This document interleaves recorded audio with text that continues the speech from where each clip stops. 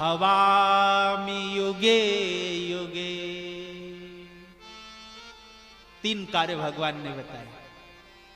अच्छा, 2 कार्य तो लक्ष्मी जी को बहुत अच्छा लगा। 6 बार हरि लक्ष्मी जी को बहुत अच्छा लगा। क्या? पहला कार्य भगवान ने कहा कि पृथ्वी पर मैं परित्राणाय साधूना। जानते हो, मैंने ठाना। साधु माने होता है सज्जन। साधु माने नहीं कि तिलक लगा ले, साधु माने नहीं पीतांबर पहन ले, जटा रख ले, ये नहीं। साधु माने होता है सज्जन। भगवान ने कहा पहला कार्य, जो सज्जन दुखी हैं उनके दुखों को मैं दूर करूंगा। यह कार्य लक्ष्मी जी को बहुत अच्छा लगा। अच्छा, एक कार्य और भगवान ने कह दिया कि धर्म संस्थापनार्थाय, पृथ्वी पर मैं धर्म की स्थापना करूंगा। यह भी लक्ष्मी जी को बहुत अच्छा लगा। लेकिन एक कार्य भगवान ने और कह दिया, क्या? कि विनाशाय च दुष्कृताम। भगवान ने कहा कि दुष्टों का मैं विनाश भी करूं। विनाशाय च दुष्कृताम, जो दुष्कृत है उसका मैं विनाश भी करूंगा। अच्छा, आप बताओ किससे गलती नहीं होती? कौन व्यक्ति है ऐसा जिससे गलती ना हो कभी? और जब गलती होती है तो कथा में बैठे हो तो सुन करके जाना, भगवान कह रहे हैं मैं विनाश भी करूंगा। गलती हो रही है तो भगवान विनाश भी करेंगे। और नहीं कश्चिन्ध्यपराध्यते, किससे कभी गलती नहीं होती। सज्जनों, जो दुष्कृत है भगवान कह रहे हैं उसका मैं विनाश भी करूंगा। सज्जनों, यही बात सुन करके लक्ष्मी माता का हृदय आज करुणा से भर गया। क्या? सज्जनों, कथा में बैठे हो तो आपको बताऊं, मैंने अपनी आंखों से देखा है कि कभी कभी पिता नाराज हो जाता है। पिता नाराज होता है कि पुत्र नालायक हो गया है, मैं कुछ भी रुपया पैसा पुत्र को नहीं दूंगा। लेकिन मैंने नेत्रों से देखा है कि माता का ऐसा हृदय है कि माता अपने नालायक पुत्र को भी चुपके चुपके रुपया पैसा देती रहती है। यह मां का हृदय। सज्जनों, आज जगत पिता भी नाराज हैं कि मैं अपने नालायक पुत्रों का विनाश कर दूंगा। लेकिन माता लक्ष्मी का हृदय करुणा से भर गया। जैसे भगवान बढ़े आगे, उसी समय लक्ष्मी मैया ने अपने प्रिय सुख को चुंबन किया, तोते को चुंबन किया। और उसी तोते को चुंबन करते हुए लक्ष्मी मैया ने कहा, पुत्र कृष्ण कृष्ण बद, कृष्ण कृष्ण बोल। मानो आज लक्ष्मी मैया ने कृष्ण मंत्र की दीक्षा दे दिया और कहा, पुत्र कृष्ण कृष्ण बद। वह तोता कृष्ण कृष्ण बोला। और लक्ष्मी माता ने उसी सुख को छोड़ दिया और कहा, पुत्र जा, भगवान पृथ्वी पर जा रहे हैं, तू भी पृथ्वी पर जा। और जो हमारे पुत्र नालायक हो गए, दुष्कृत हो गए हैं, मार्ग भटक गए हैं, उन्हें तू भागवत सुना सुना करके भगवान की शरण में लेकर के आना, और वह विनाश से बच जाएंगे।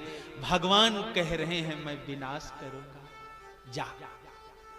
लक्ष्मी मैया ने उसी सुख को छोड़ दिया कि सज्जनों, वही सुख आज कृष्ण मंत्र की दीक्षा का प्रभाव देखना कि वह सुख वहां गिर रहा है जहां शंकर जी की अमर कथा चल रही है। वही सुख वहां गिर रहा है जहां शंकर जी की अमर कथा चलती। लेकिन शंकर जी ऐसे वक्ता हैं कि शंकर जी कथा कहते कहते नेत्र बंद कर लिए, नेत्र बंद करके कथा कहने लगे भगवान के ध्यान में। लेकिन सज्जनों, जब बहुत सारे श्रोता होते हैं तो मौन होकर कथा सुनना चाहिए। लेकिन वहां तो शंकर जी कथा कह रहे थे, सती मैया कथा सुन रही थी, तो सती मैया बीच में ओम ओम बोल रही थी, बीच बीच में ओम ओम बोल रही। अच्छा, जब सती ओम ओम बोल रही थी तो सती के साथ वह तोता भी ओम ओम बोलने लगा। अच्छा, तोता का स्वभाव ही है कि कोई बात बार बार सुनता है तो वह भी बोलने लगता है, स्वभाव है। सती के साथ वह भी ओम ओम बोलने लगा। लेकिन थोड़ी देर में सती मैया को नींद आ गई, सोने लगी। अच्छा, जब सती सोने लगी तो ओम ओम तोता बोलने लगा और शंकर जी कथा कहते जा रहे हैं, सती सो रही हैं और ओम ओम की आवाज कानों में शंकर जी के आ रही है। तो शंकर जी सोच रहे हैं सती कथा सुन रही है, कैसे विचित्र कथा हो रही है।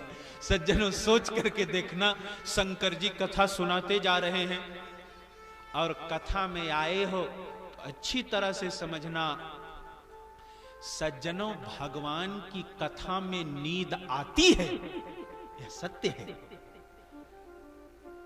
भगवान की कथा में नींद आती है, लेकिन सोना मत। आप कहोगे महाराज नींद क्यों आती है?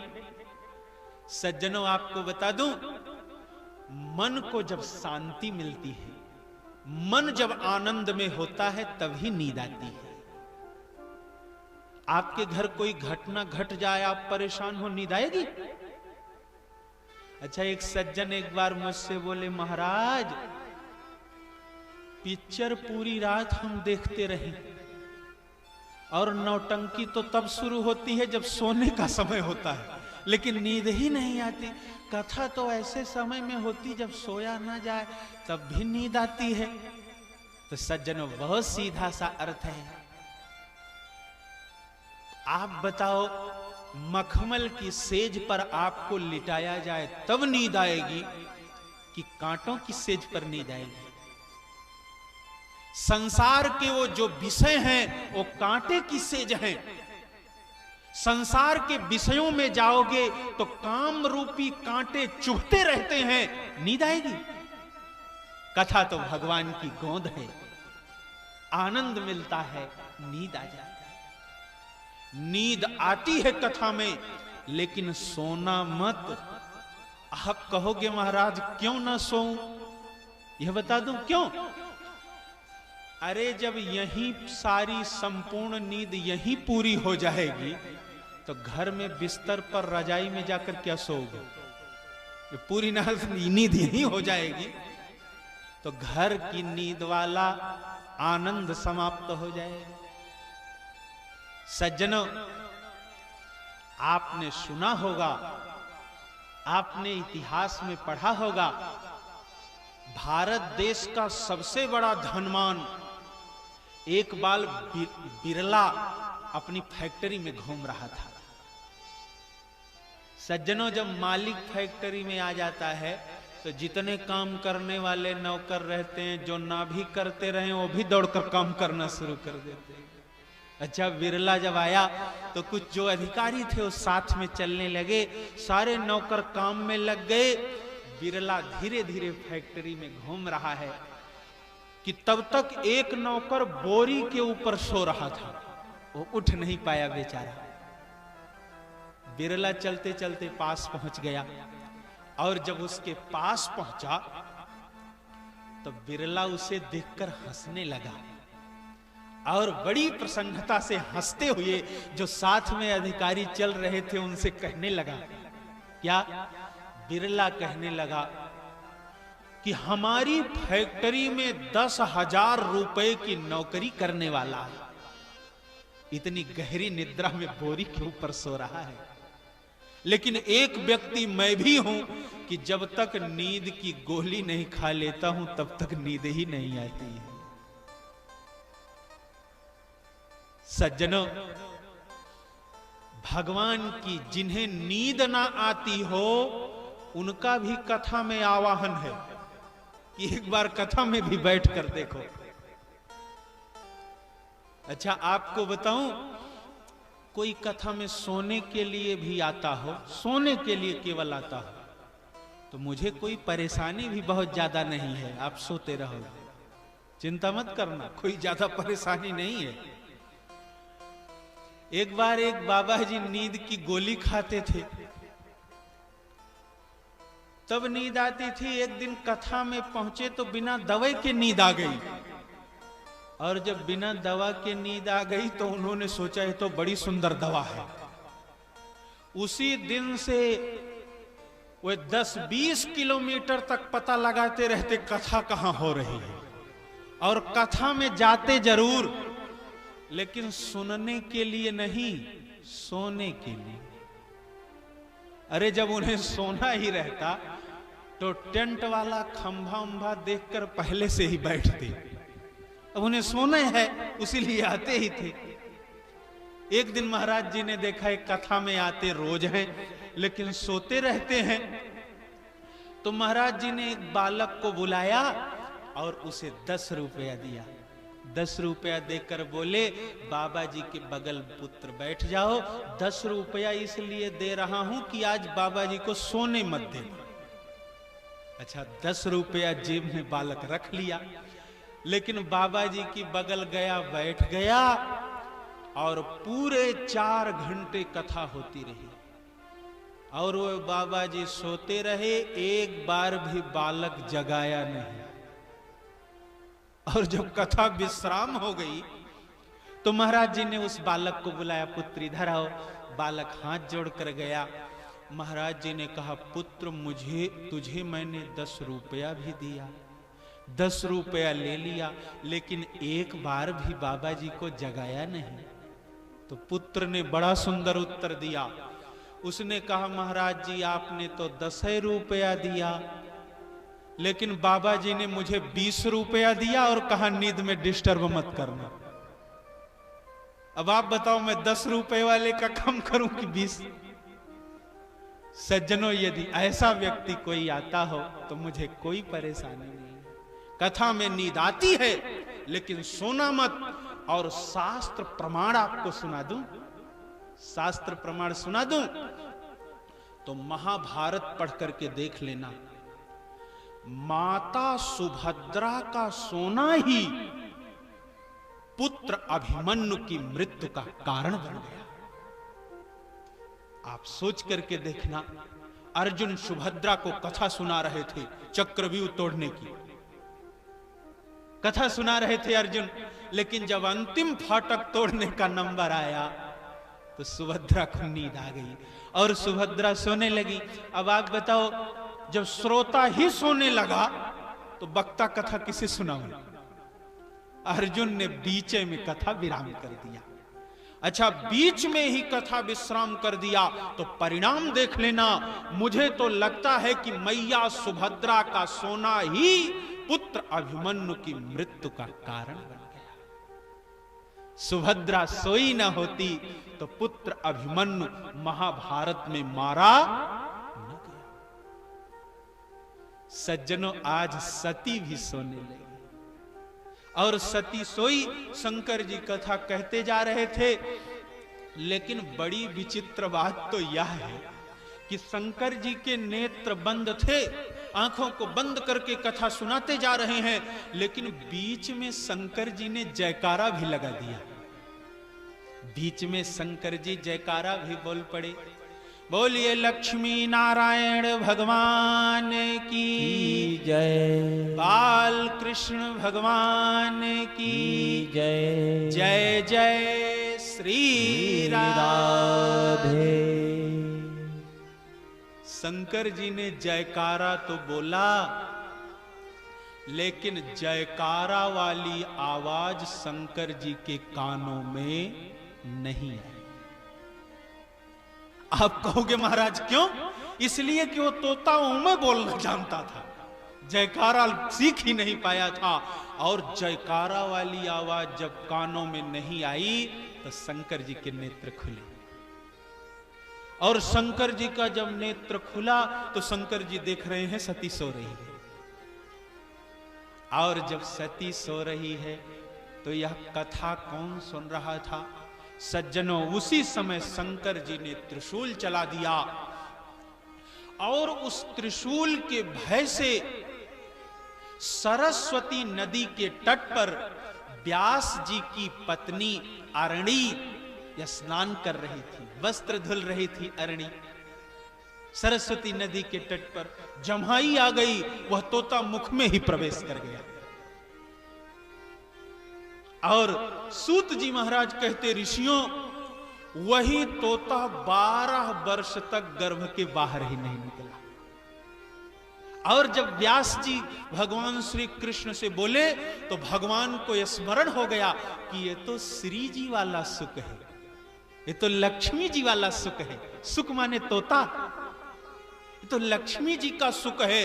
सज्जनों, इसीलिए भगवान श्री कृष्ण आए और एक बार भगवान श्री कृष्ण ने कहा कि श्री जी के सुख बाहर आओ। सज्जनों, इसीलिए जब भागवत आप पढ़ोगे तो भागवत में जहां जहां सुखदेव जी कोई बात कहेंगे, जब सुखदेव जी बोलेंगे तो सुखदेव जी का नाम लिखा जाएगा श्री सुक उवाच।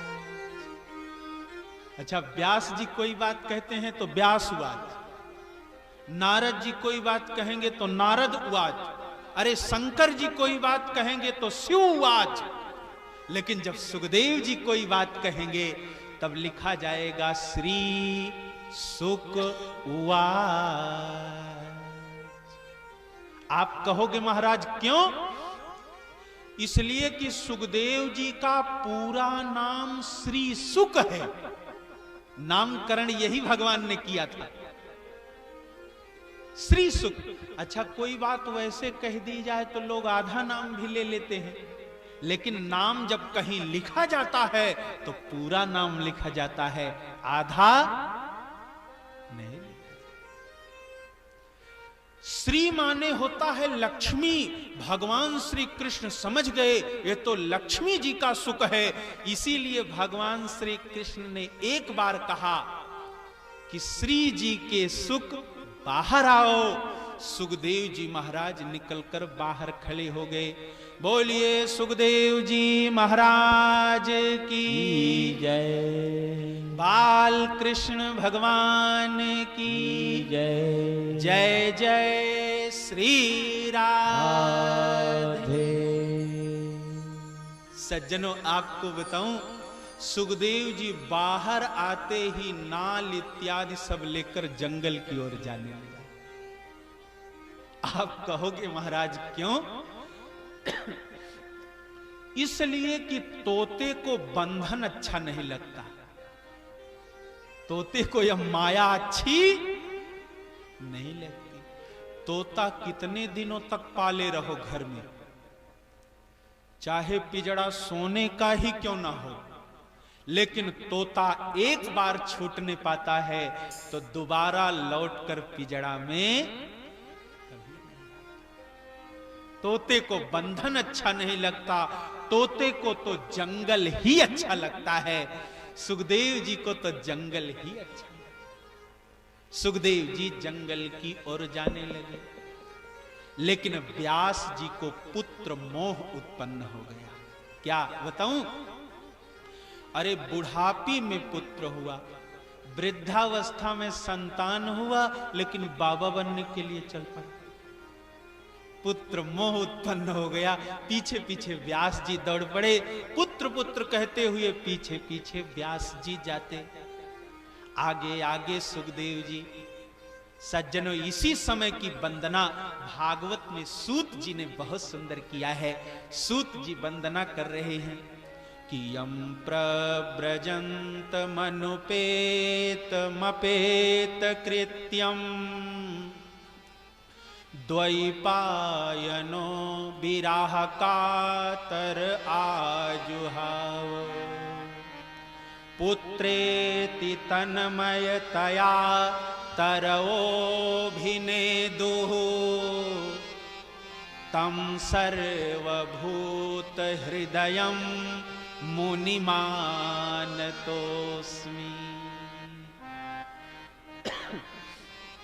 यम प्रव्रजंतम वनम गच्छन्तम, जो जन्म लेते ही वन की ओर जाने लगे। और पुत्रेति तन्मयतया, पुत्र की तन्मयता में व्यास जी पीछे पीछे दौड़ पड़े। सुखदेव जी तो कोई उत्तर नहीं दे रहे हैं, लेकिन सज्जनों भागवत जी में लिखा गया वृक्षों से आवाज आने लगी। ऐसी विरह वेदना व्यास जी की देख करके वृक्षों से आवाज आई। भागवत जी में लिखा है कि तरवाह अभिनेदुः। सज्जनों तरु माने होता है वृक्ष, संस्कृत में तरु वृक्ष को बोला, और तरवाह माने बहुवचन। सारे वृक्षों से आवाज आ रही है। लेकिन विडंबना क्या है आपको यह बताऊं? भागवत में यह लिखा है कि वृक्षों से आवाज आ रही है, लेकिन वृक्षों से क्या आवाज आई यह लिखा ही नहीं गया। अच्छा, आवाज आ रही है, वृक्ष कुछ कह रहे हैं, तो कुछ ना कुछ वृक्ष जरूर कहे होंगे। क्यों? संतों ने बहुत भाव लिखा है, अनेकों भाव संतों ने लिखा कि शायद वृक्षों ने यह कहा होगा, शायद वृक्षों ने यह कहा होगा। लेकिन सबसे सुंदर जो भाव मुझे लगता है वह मैं सुना दूं। सबसे अच्छा मुझे जो लगता है सज्जनों, सबसे अच्छा मुझे लगता है कि शायद वृक्षों ने कहा होगा। क्या? कि अरे व्यास जी, तुम भी संत हो और मैं भी संत हूं। वृक्षों ने कहा होगा तुम भी संत हो और मैं भी संत हूं। मैं प्रत्येक वर्ष अपने 1000 पुत्रों को लोक कल्याण में मैं समर्पित कर देता हूं। 1000 पुत्रों को। वृक्षों के पुत्र कौन हैं? वृक्षों के फल। वृक्षों ने कहा 1000 पुत्रों को मैं लोक कल्याण में समर्पित करता हूं। और इतना ही नहीं, लोग हमारे पास लाठी डंडा लेकर आते हैं, हमारे ऊपर ढेले का प्रहार करते हैं, लेकिन फिर भी मैं उनका तिरस्कार नहीं करता, इसलिए कि मैं संत हूं। बदले में मैं पुत्रों को समर्पित कर देता। लेकिन महाराज, मैं तो 1000 पुत्रों को लोक कल्याण में समर्पित करता हूं, और आप कैसे संत हो कि आपका 1000 पुत्र नहीं, केवल एक पुत्र लोक कल्याण में जा रहा है और आप रोने लगे? आप कैसे महात्मा हो? सज्जनों, मुझे तो लगता है कि वृक्षों ने यही कहा होगा। वृक्ष और क्या कहेंगे? आज सुखदेव जी महाराज सर्वभूत में हृदय हो गए। तम सर्वभूत हृदयम मुनिमानतोस्मि। सज्जनों, सुखदेव जी महाराज एक सरोवर से जाने लगे, सरोवर के किनारे से। और सरोवर में स्वर्ग की अप्सराएं नग्नावस्था में स्नान कर रही थी, वस्त्र उतार कर नग्नावस्था में स्नान कर रही थी। सुखदेव जी उसी किनारे से मार्ग से निकल गए। अच्छा, आगे आगे सुखदेव जी जा रहे हैं तो पीछे पीछे व्यास जी भी आ रहे हैं। क्यों? सुखदेव जी चले गए, लेकिन जब व्यास जी आने लगे तो वह शर्म से शर्मा करके स्वर्ग की अप्सराएं निकलकर जल्दी जल्दी वस्त्र धारण करने लगी। और जब वस्त्र धारण करने लगी तो व्यास जी ने प्रश्न कर दिया, अरे जा जा स्वर्ग की निर्लज्ज अप्सराओं, इसी मार्ग से 12 वर्ष का पुत्र हमारा गया, तुम्हें शर्म नहीं लगी? और हमारी तो वृद्धावस्था आ गई, सिर के बाल सफेद हो गए, मुख के दांत गिरने लगे, इंद्रियां शिथिल हो गईं, और मुझे देखकर तुम्हें शर्म लग रही। अप्सराओं ने इतना सुना। सज्जनों, अब स्वर्ग की अप्सराओं ने बड़ा सुंदर उत्तर दिया। स्वर्ग की अप्सराएं कह रही हैं, अरे व्यास जी, दृष्ट्वा नुयान्त मृषिमात्मजमप्यनघनम् देव्यो ह्रिया परिदधुर्नुसुतस्य चित्रम् तदवीक्ष पृच्छति मुनौ जगदोस्तवास्ति स्त्रीपुंभिदा न तु सुतस्य विविक्तदृष्टे।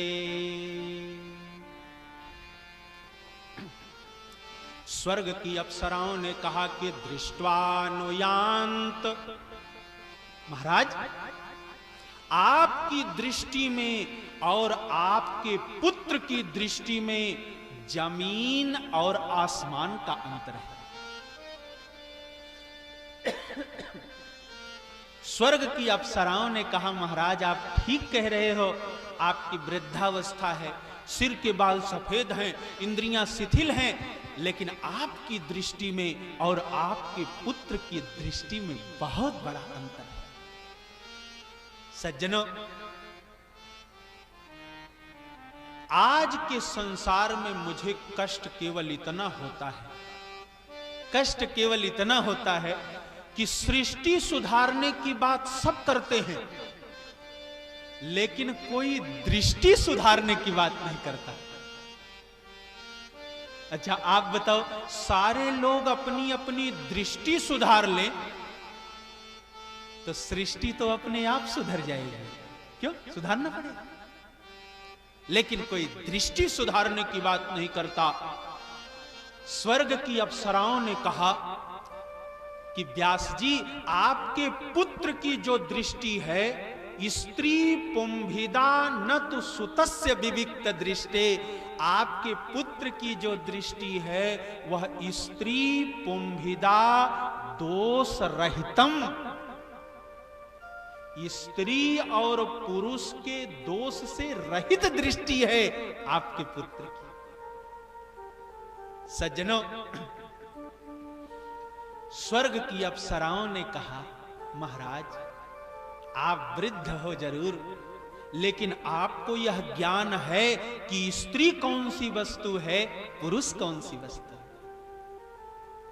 लेकिन आपको पुत्र को तो स्त्री और पुरुष में कोई अंतर ही नहीं है। सुखदेव जी स्त्रियों को भी देखते तो माता लक्ष्मी समझकर प्रणाम करते हुए निकल जाते। नग्न अवस्था में स्वर्ग की अप्सराओं को भी देखा तो अप्सराएं नहीं दिखी, सुखदेव जी को तो लक्ष्मी मैया दिखाई। सज्जनों, जब स्वर्ग की अप्सराओं ने इतनी बात कही तब व्यास जी को बहुत दुख हुआ।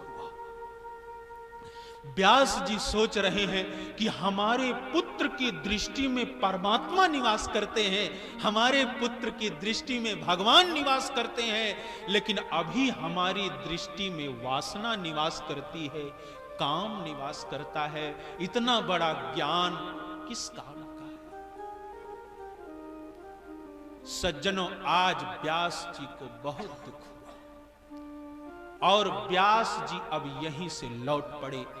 सज्जनों, बातचीत करने में थोड़ी देरी हो गई, सुखदेव जी बहुत आगे निकल गए और निवेदन मुझे अब केवल इतना करना है कि सज्जनों, भागवत का वक्ता कितना महान है यह कथा हम सब श्रवण कर रहे हैं।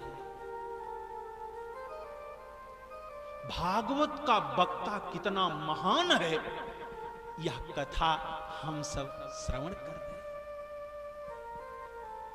लेकिन सज्जनों, कभी कभी मुझे कष्ट यह होता है कि सुखदेव जी जैसे त्यागी और बैरागी के आसन पर बैठकर लोग अनाचार, दुराचार और व्यभिचार करते हैं। यह कितने बड़े बैरागी का आसन है। सज्जनों, कभी कभी तो लोग कहते हैं महाराज, हमारे गांव में महाराज आए थे तो कथा कहते कहते ठोंकने भी लगते थे। अच्छा बताओ, कैसा ये बैरागी का आसन है? आज कथा में आए हो तो शिक्षा लेकर के जाना।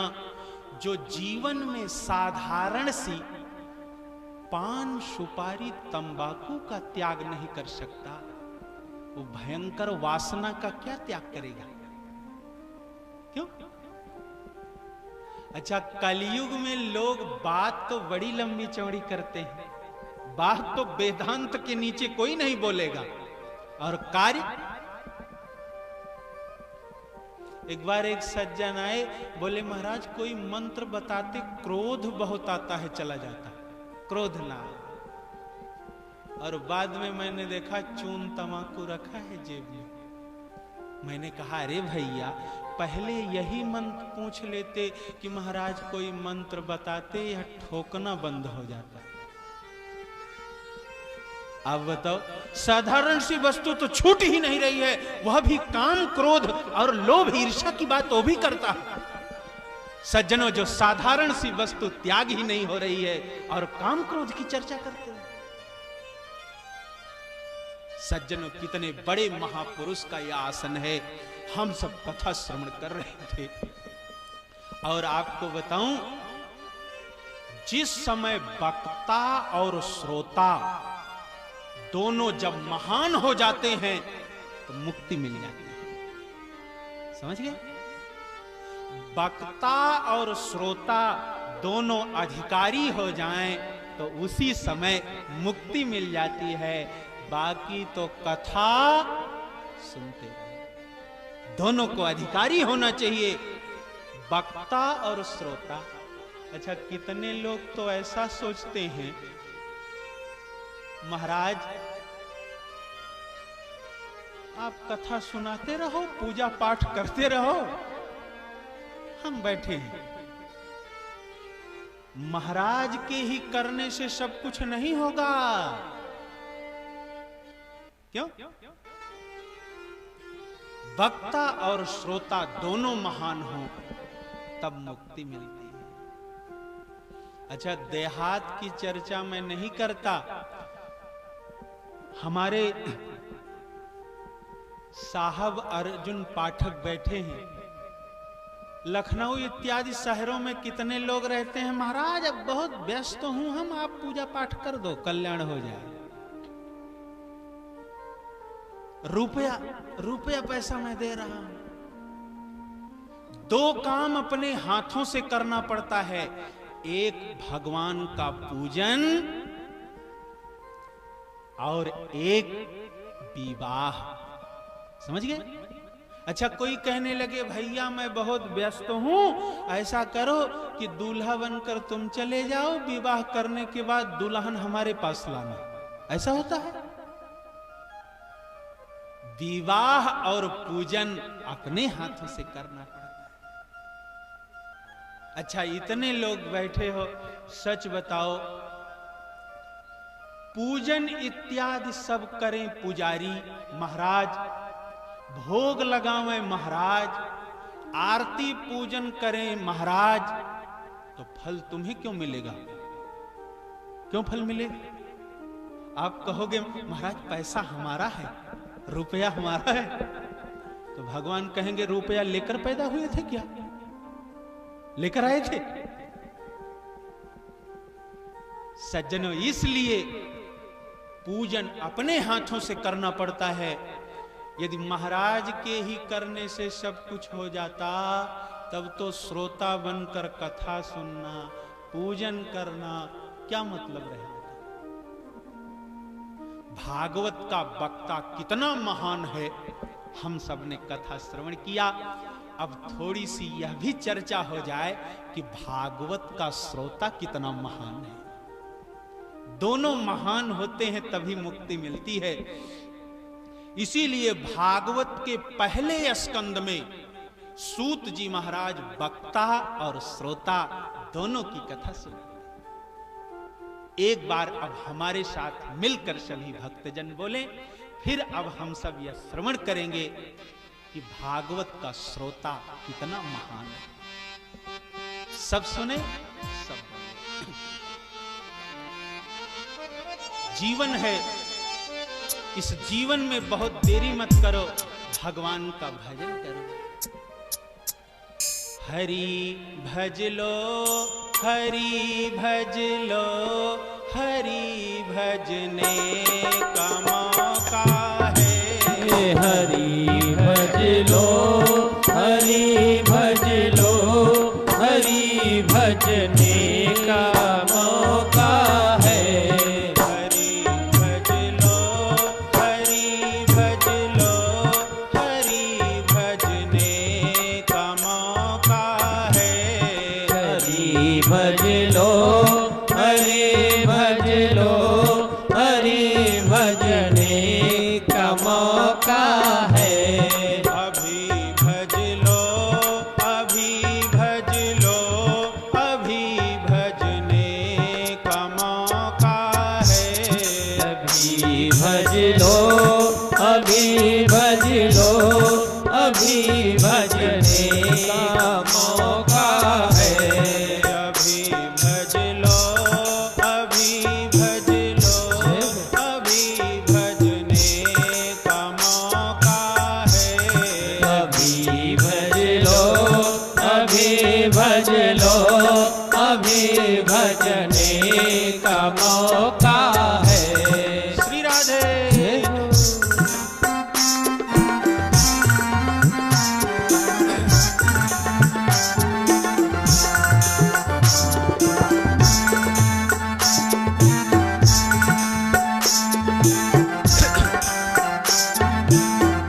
जय हो।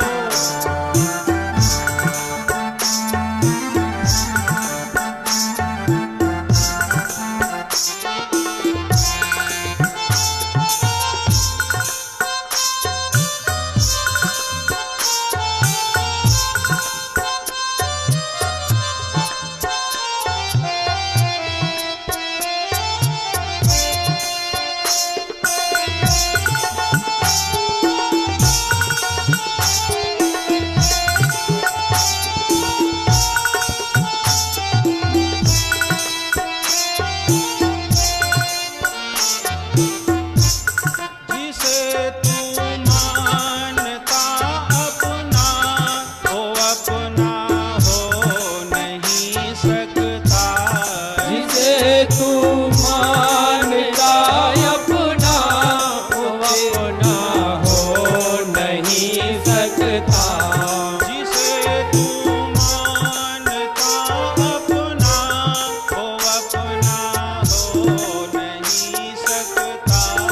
जिसे तू मानता अपना, वो अपना हो नहीं सकता।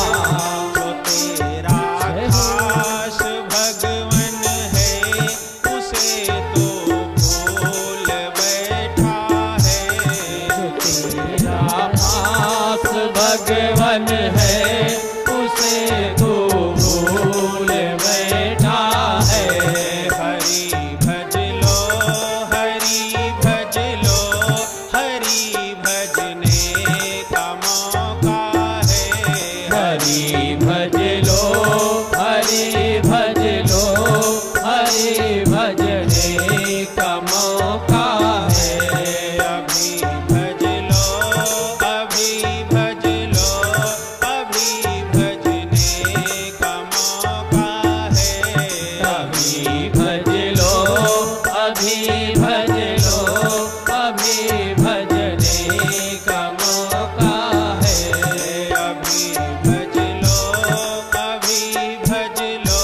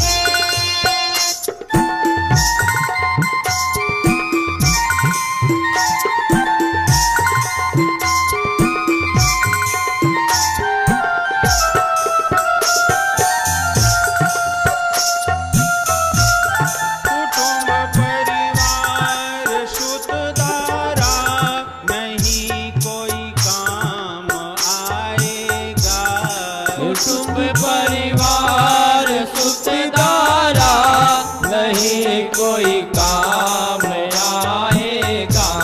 कुटुंब परिवार सुखदारा नहीं कोई काम आएगा।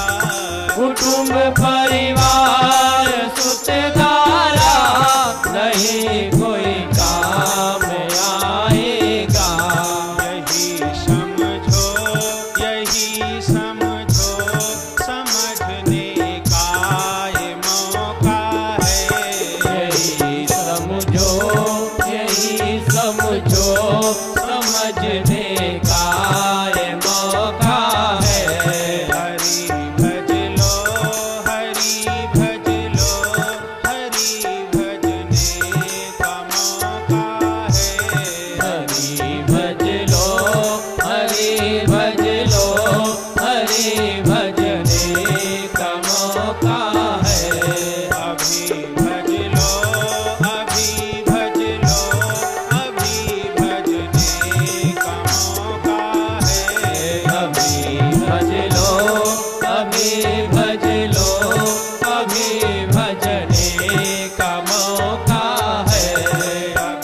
भज लो अभी भज लो अभी भजने का जय हो। मौका है। अभी भज लो अभी भज लो अभी भजने का मौका है। जय हो। भाव के साथ तालियों का स्वागत करते हुए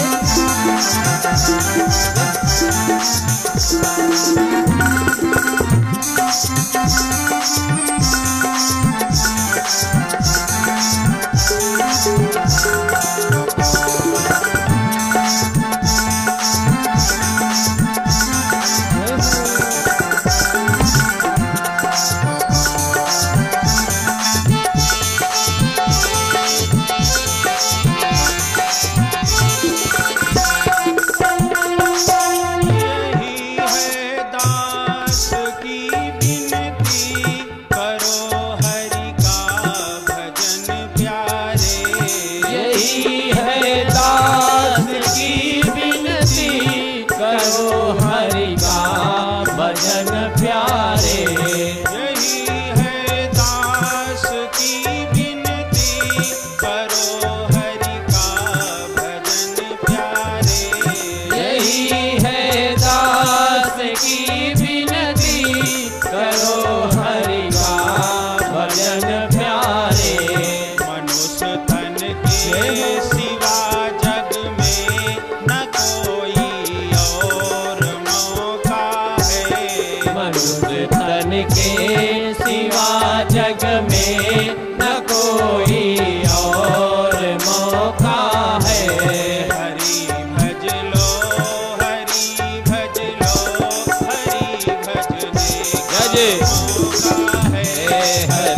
भज लो हरि भज लो हरि भजने का मौका है।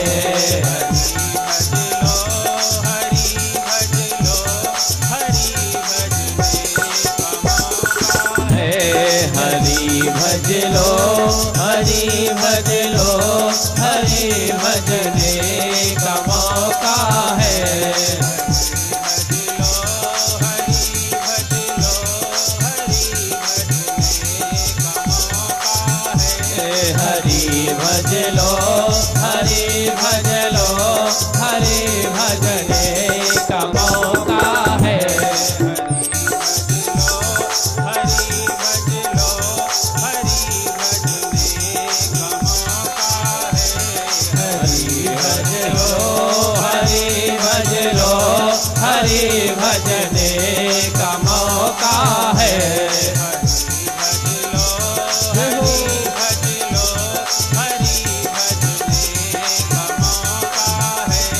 हरि भज लो हरि भज लो हरि भजने का मौका है। राम राम राम सीता राम राम राम सीता राम राम राम सीता राम राम राम राधा श्याम श्याम श्याम राधा श्याम श्याम श्याम राम राधा श्याम श्याम श्याम श्याम राधा श्याम श्याम श्याम राम राम राम सीता राम राम राम सीता राम राम राम सीता राम राम राम राधा श्याम श्याम श्याम राधा श्याम श्याम श्याम राधा श्याम श्याम श्याम राधा श्याम श्याम राधा श्याम बोलिए राधा गोविंद भगवान की जय हो, बाल कृष्ण भगवान की जय हो, जय जय श्री राधे। सज्जनों, महाभारत का युद्ध समाप्त हो चुका है। महाभारत का युद्ध समाप्त हो गया। परम दुर्धर्ष पराक्रमी भीम की गदा से दुर्योधन की कमर टूट चुकी है, कुरुक्षेत्र के मैदान में गिरा है। सज्जनों, अर्धरात्रि के समय अपने पास आने वाले गीदड़ और कुत्तों को उसी गदा से भगा रहा है। कहीं ऐसा ना हो मुझे भी मरा हुआ समझ करके ये गीदड़ और कुत्ते खींचने न लगे। मरने वाला है, कुछ ही क्षणों में मृत्यु आ गई है। लेकिन सज्जनों, आज कथा में आए हो, शिक्षा लेकर के जाना कि जीवन में कभी भी दुष्ट के ऊपर विश्वास मत करना, और जो दुष्ट के ऊपर विश्वास करता है फिर वह जीवन भर पछताता है। मरने वाला है, लेकिन दुष्ट की दुष्टता देखो। अर्धरात्रि के समय दुर्योधन का मित्र अश्वत्थामा आया, देखकर रोने लगा। अश्वत्थामा ने कहा, अंतिम समय है मित्र, बताओ क्या सेवा करूं तुम्हारी, क्या सेवा कर दूं? दुर्योधन ने कहा, मित्र मुझे बहुत बड़ा कष्ट है, मुझे बहुत बड़ा कष्ट है कि मैं 100 भाई था, मैं 100 भाई था, लेकिन आज एक भी नहीं बचे। लेकिन दुर्योधन ने कहा, मित्र मैं 100 भाई था लेकिन एक भी नहीं रह गए। यह तो कष्ट है ही, लेकिन इससे भी बड़ा कष्ट मुझे यह है कि मैं तो 100 भाई था लेकिन 100 में एक भी नहीं बचे, और पांडव केवल 5 ही रहे, लेकिन 5 में एक भी नहीं मरे। अच्छा, दुर्योधन वाला कष्ट आज के समय भी कुछ लोगों को है। दुर्योधन वाला कष्ट क्या? दुर्योधन कह रहा मुझे कष्ट है 100 में नहीं हूं, लेकिन बड़ा वाला कष्ट यह है कि 5 में एक भी नहीं मरे। आज भी लोगों को कष्ट है कि महाराज मैं दुखी हूं, दुखी तो हूं, लेकिन इससे बड़ा कष्ट यह है कि पड़ोसी सुखी क्यों आए। यह दुर्योधन वाला है दुख, कष्ट। अश्वत्थामा ने कहा, क्या सेवा करूं? यही सेवा है तो चिंता मत करो, मैं 5 पांडवों का सिर लेकर आ रहा हूं। यदि इतने कष्ट है तुम्हें तो 5 का सिर मैं लेकर आ रहा हूं। लेकिन दुष्ट की दुष्टता देखो, मरने वाला है, लेकिन अर्धरात्रि के समय भी अपने जंघे के खून से अश्वत्थामा को तिलक कर दिया। जा सिर लेकर किया 5 पांडवों का। लेकिन महात्माओं ने इसीलिए गाया है, क्या महात्माओं ने बड़े विश्वास से गाया है कि जाको राखे साइया मार सके ना को, बाल न बांका करी सके जो जग बैरी हो। अर्धरात्रि के समय आ रहा है तलवार लेकर, लेकिन भला बताओ भगवान 5 पांडवों को लेकर घूमने चले गए। रात में कहीं घूमा जाता है क्या? रघुमत दिन में जाता है, लेकिन भगवान पांचों पांडवों को लेकर रात में घूम रहे हैं। अंधकार है, अंधेरा है रात्रि में। अरे ये कलयुग वाला समय नहीं था इतनी लाइट प्रकाश है, तो द्वापर युग की कथा है। जहां पांचों पांडव सोते थे, वहीं द्रौपदी के 5 पुत्र शयन कर रहे हैं। अब रात में पहचान ही नहीं पाया अश्वत्थामा। द्रौपदी के 5 पुत्रों का सिर अलग कर दिया और बोरी में डाल दिया। 5 सिर बोरी में डाल, सिर पर रख लिया। रक्त बहता जा रहा है, लेकिन बड़ी प्रसन्नता में आ रहा है। मित्र को प्रसन्न करने के लिए मित्र 5 पांडवों का सिर लेकर आया। दुर्योधन ने कहा, किसी का सिर मुझे नहीं चाहिए, देखूंगा नहीं, लेकिन जिसने हमारी जंघा तोड़ी है उस भीम का सिर मित्र मैं देखूंगा। लाओ देखो, देखूं उस भीम का सिर कैसे है। बोरी से सिर निकालता, वाह! सिर निकालते ही जैसे हाथों का स्पर्श हुआ, दुर्योधन ने कहा, जा जा मित्र। अरे जिसकी गदा की ठोकर से कुरुक्षेत्र गुंजायमान हो जाता था, ऐसे भीम का सिर यही है। तो छोटे छोटे बच्चों का सिर कहां से लाया? ये तो छोटे छोटे बालकों का सिर। सज्जनों, आज दुर्योधन को सुख और दुख दोनों एक साथ हुआ। और आपको बता दूं, दुर्योधन को श्राप है कि दुर्योधन, तुझे जब सुख और दुख दोनों एक साथ होगा, उसी समय तेरी मृत्यु होगी। प्रसन्नता और दुख दोनों एक साथ हुआ। क्यों? एक बार तो प्रसन्न हो गया कि चलो जीते जी नहीं, कम से कम मरते मरते 5 पांडव गए, ये प्रसन्न होगा। लेकिन जब बालकों का सिर देखा द्रौपदी के पुत्रों को, तो दुख भी हुआ। दुख क्या हुआ? दुर्योधन सोच रहा है कि कहीं भूल से भी ये पुत्र पिंडदान तर्पण कर देते, कुछ हमारे नाम से मुक्ति हो जाती। अश्वत्थामा, तुमने उसे भी समाप्त कर दिया, हमारा कुल तो समाप्त ही हो गया था, लेकिन आज तूने पांडवों का भी कुल समाप्त कर दिया, कुल खानदान समाप्त कर दिया। दुख भी हुआ, सुख और दुख दोनों एक साथ हुआ। दुर्योधन का उद्धार हुआ। बोलिए बाल कृष्ण भगवान की जय, वृंदावन बिहारी लाल की जय, जय जय श्री राम। राधे श्याम। द्रौपदी ने 5 पुत्रों के लिए हृदय पीट करके रुदन किया। भगवान श्री कृष्ण के रथ पर बैठकर अर्जुन ने अश्वत्थामा का पीछा किया। प्राण संकट में पड़ने पर ब्रह्मास्त्र भी चलाया, ब्रह्मास्त्र से रोका गया। दौड़ करके अश्वत्थामा को अर्जुन ने पकड़ लिया, रथ में बांध दिया अश्वत्थामा को। भगवान कहते, अश्वत्थामा का वध कर दो अर्जुन, मार दो। लेकिन आज मारने की इच्छा नहीं हो रही है अर्जुन को। आप कहोगे महाराज क्यों? इसलिए कि अश्वत्थामा गुरु पुत्र है, गुरु द्रोणाचार्य का पुत्र है, मारने की इच्छा नहीं। रथ में बांधकर द्वार पर लेकर आ रहे हैं, और द्वार पर जब रथ में बंधा हुआ अंदर से द्रौपदी निकल रही है, द्रौपदी की दृष्टि पड़ी तो जिसका 5 पुत्र मारा गया हो और हत्यारा सामने खड़ा हो, लेकिन द्रौपदी का हृदय देखना कितनी महान है द्रौपदी।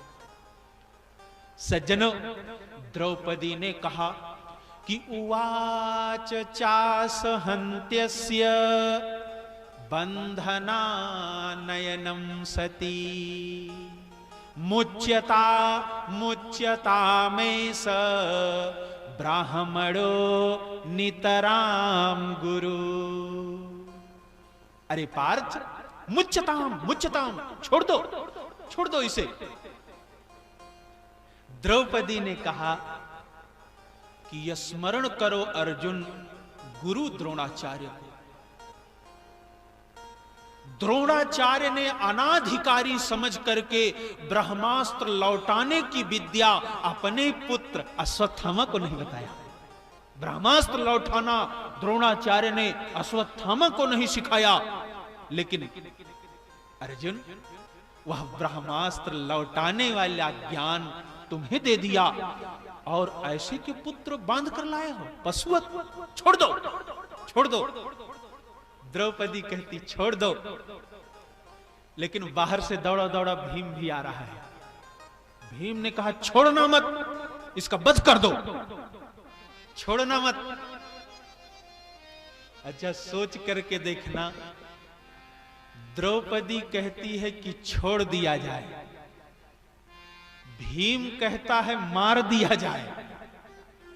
ऐसी स्थिति में अर्जुन ने भगवान की ओर देखा कि प्रभु इस झगड़ा को अब आप ही सुलझाओ, इस झगड़ा को सुलझाओ, बताओ मार दिया जाए कि छोड़ दिया जाए। भगवान ने कहा कि अब तक तो मैं कह रहा था कि मार दिया जाए, लेकिन अब मैं वह बात कहूंगा जो शास्त्र कहते हैं।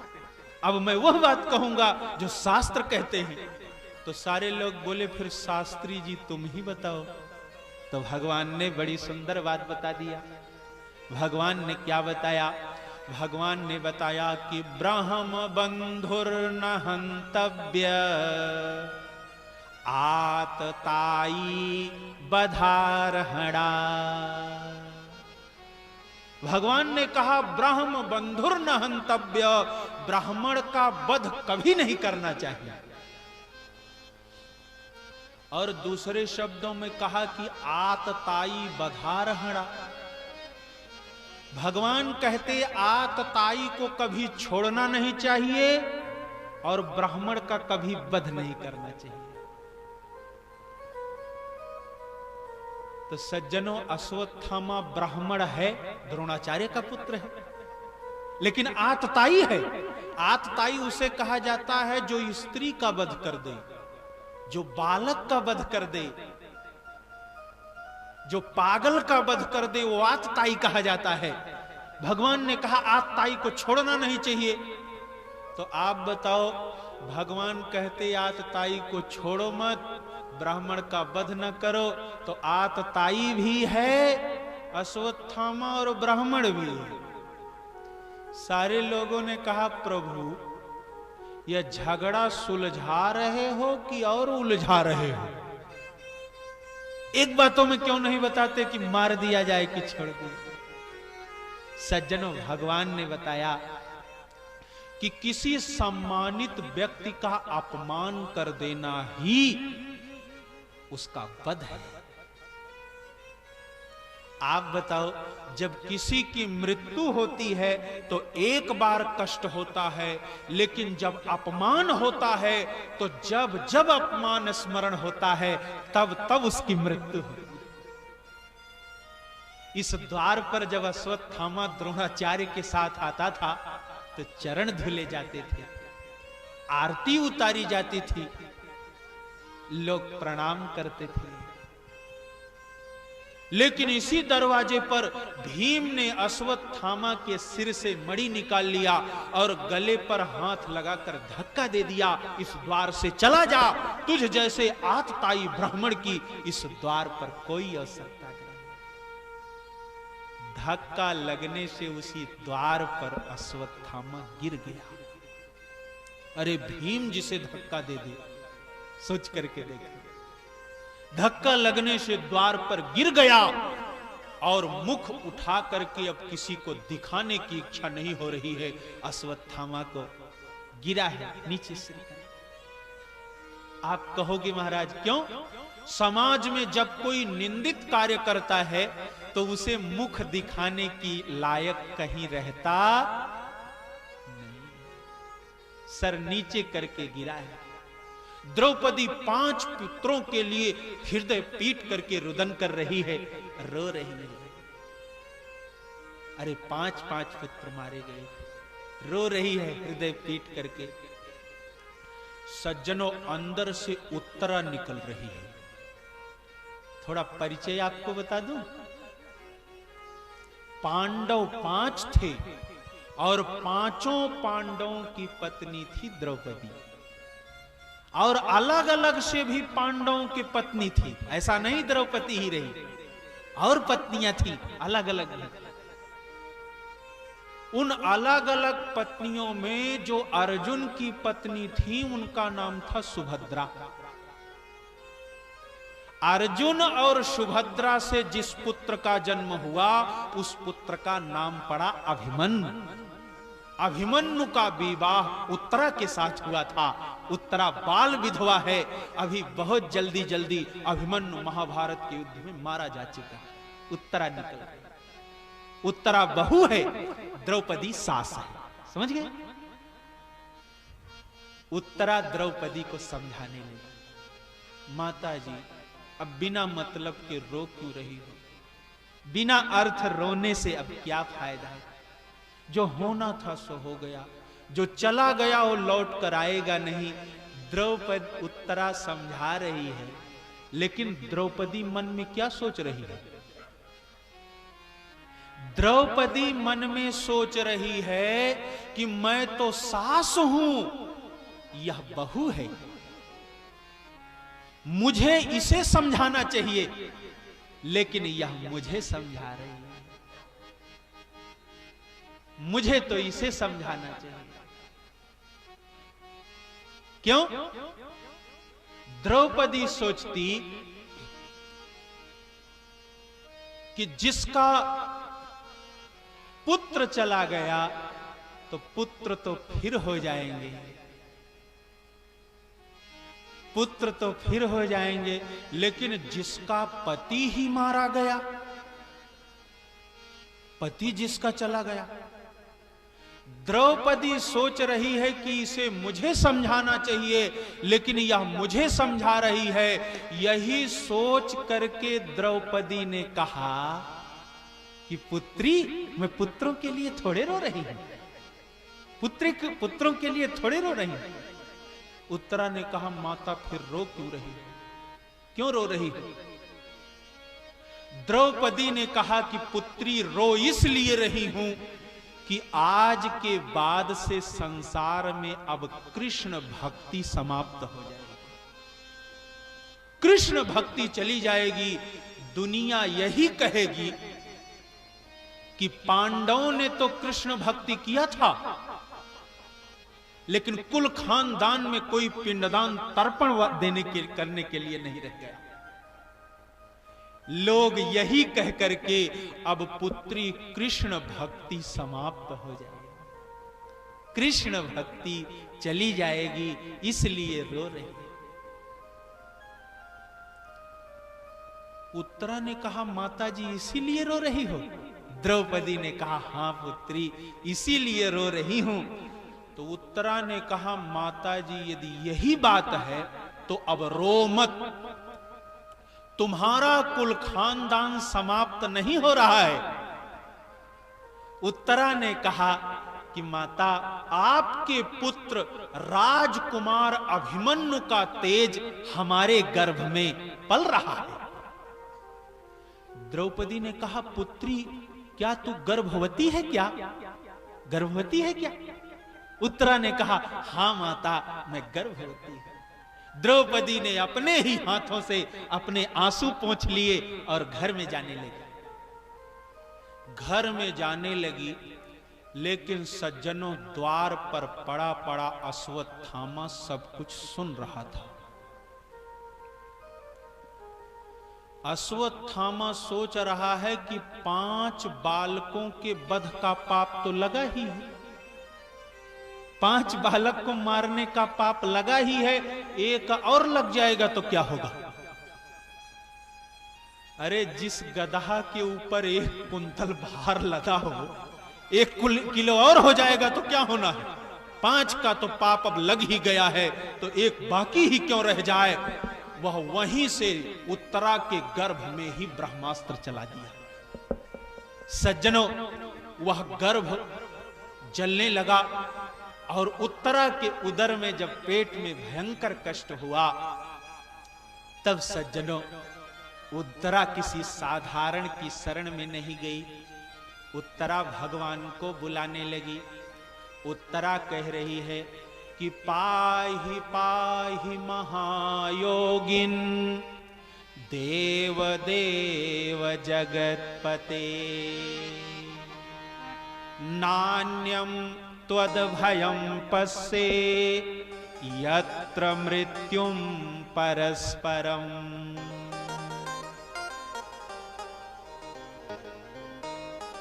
द्रौपदी भगवान को जगतपति कहकर के बुला रही है। पाहि पाहि महायोगिन देव देव जगतपते। जगतपते भगवान को जगतपति कहकर के बुलाती। माताओं, कथा सुन रही हो? जीवन में कभी भी उत्तरा सारी माताओं को ज्ञान दे रही है। आज कथा में आई हो तो शिक्षा लेकर के जाना। जीवन में यदि किसी की पराधीनता स्वीकार करना तो या तो पति की या फिर जगतपति की। जीवन में तुम्हें तीसरे की शरण में जाने की आवश्यकता, किसी तीसरे की शरणागति करने की आवश्यकता नहीं। या तो पति या फिर जगतपति। लेकिन आपको बताऊं, मुझे तो लगता है कि हमारी बात यदि संसार की सारी माताएं समझ लें तो कलयुग में बाबा लोग जेल में जाना बंद हो जाए। क्यों? लेकिन ये तो माताएं बाबा की शरणागति करने लगी। बस यही गलती हो। शरणागति, पराधीनता स्वीकार करना तो या तो पति की या फिर जगतपति की। उत्तरा शिक्षा दे रही है। सज्जनों, उत्तरा का पति मारा गया महाभारत के युद्ध में। जब पति है नहीं तो किसी और के शरण में नहीं गई, उत्तरा फिर जगतपति की शरण में और सारी माताओं को शिक्षा दी। भगवान की शरण में गई तो भगवान श्री कृष्ण अंगुष्ठ मात्र शरीर धारण करके उत्तरा के गर्भ में प्रवेश कर गए और सुदर्शन लेकर उस गर्भ की रक्षा किया। उस बालक ने पावन भगवान का दर्शन किया, गर्भ में ही दर्शन किया। सज्जनों, निवेदन कर दूं, निवेदन करूं तो यदि देवकी ने गर्भ में धारण किया होगा तो केवल भगवान को, यदि कौशल्या ने गर्भ में धारण किया होगा तो केवल भगवान को। लेकिन हमारी देश की उत्तरा ऐसी माता है कि जिसने गर्भ में भक्त और भगवान दोनों को धारण किया। बोलिए भक्त और भगवान की जय, बाल कृष्ण भगवान की जय। जय जय श्री राधे। बालक ने पावन दर्शन किया। इसीलिए उस बालक का जब जन्म हुआ तो महाराज युधिष्ठिर बहुत प्रसन्न हुए। नाती पौत्र का जन्म हुआ था। बाबा जी वैसे पुत्र के जन्म पर कम ही प्रसन्न हो, लेकिन पौत्र के जन्म पर ज्यादा प्रसन्न होते हैं। युधिष्ठिर ने बहुत दान पुण्य किया। ज्योतिषी बुलाए गए। ज्योतिषियों ने जैसे जन्म लग्न देखा तो ज्योतिषी बोले, यह तो चारों तरफ भगवान को देखने की इच्छा कर रहा है, इसलिए इसका नाम होगा परीक्षित। संस्कृत में परितः माने होता है चारों ओर। चारों ओर की संस्कृत क्या होती है? परितः। और इक्ष माने देखना। जो चारों ओर भगवान को देखने की इच्छा रखे उसी का नाम है परीक्षित। ज्योतिषियों ने नामकरण संस्कार कर दिया। कथा सुन रहे हो? सज्जनों, भागवत के पहले प्रथम स्कंद में सूत जी महाराज 3 माताओं की कथा सुनाते हैं। 3 माताओं की कथा सुनाया है और मुझे लगता है सूत जी बताना चाहते हैं कि भागवत जी की कथा पुरुषों की अपेक्षा माताओं को अधिक सुनने की आवश्यकता है। और कभी कभी तो मैं सोचता हूं कि ये 4 मकार सुधर जाएं, 4 ये मकार सुधर जाएं तो 5वें को सुधारने की आवश्यकता नहीं पड़ेगी। लेकिन 4 मकार ये बिगड़ गए। 4 का मां से ही प्रारंभ होता है। ये माताएं और मास्टर और मिनिस्टर और महात्मा ये सुधर जाएं तो किसी और को सुधारना नहीं पड़ेगा। इन 4 का प्रारंभ मां से ही होता है। आप कहोगे महाराज क्यों? ये 4 सुधर जाएं तो सुधारना नहीं पड़ेगा। इसलिए कि हम लोगों का संपूर्ण जीवन इन्हीं 4 के बीच में व्यतीत होता है। आपको एक बार दिखा दूं? अच्छा देख लो, जब बालक का जन्म होता है तो माता की गोद में, क्यों? माता के पास है। बड़ा हुआ थोड़ा तो पढ़ने के लिए मास्टर, क्यों? मास्टर के पास गया।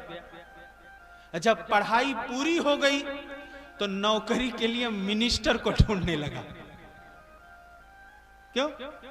अच्छा नौकरी इत्यादि पूरी हो गई तो मंत्र दीक्षा लेने के लिए महात्मा ढूंढने लगा, क्यों? संपूर्ण जीवन इन 4 के बीच में व्यतीत होता है। लेकिन कष्ट मुझे केवल इतना है कि कलयुग में यही 4 ज्यादा बिगड़ गए।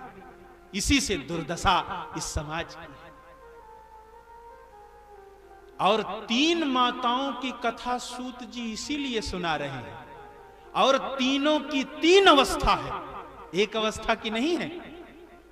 जो छोटी अवस्था की बहनें हैं हमारी, छोटी छोटी 16-17 वर्ष की जिनकी अवस्था है वो उत्तरा से शिक्षा ले, ठीक? और जिनकी बीच की अवस्था हो गई है 35-40 वर्ष की जो हैं वह द्रौपदी से शिक्षा ले। और जिनका बुढ़ापा आ गया है 65-70 वर्ष की हैं वो कुंती से शिक्षा लें। इसीलिए 3 माताओं की कथा सूत जी महाराज सुनाते। सज्जनों अब तीसरी भी माता की चर्चा हो जाए थोड़ी। कुंती कितनी महान, आप एक एक देखते जाना। परीक्षित की माता उत्तरा कितनी महान है, यह कथा हम सब ने श्रवण किया। संकट आया किसी तीसरे की शरण में नहीं, जगतपति की शरण में। परीक्षित की दादी द्रौपदी कितनी महान है, यह भी कथा हम सब ने श्रवण किया। हत्यारा सामने खड़ा था लेकिन फिर भी कह रही थी छोड़ दो, छोड़। इतनी महान। अब परीक्षित की परदादी कुंती कितनी महान है, यह भी चर्चा हो जाए।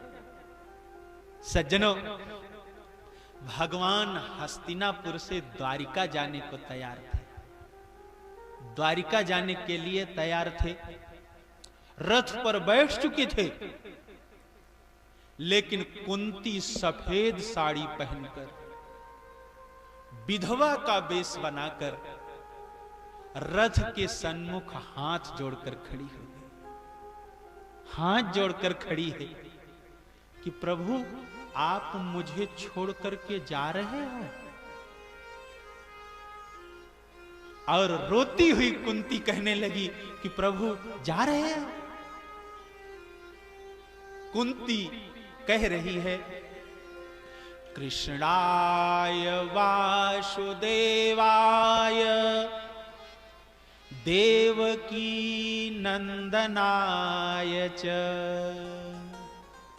नंद गोप कुमाराय गोविंदाय नमो नमः। प्रभु लोग पहले मुझसे कहते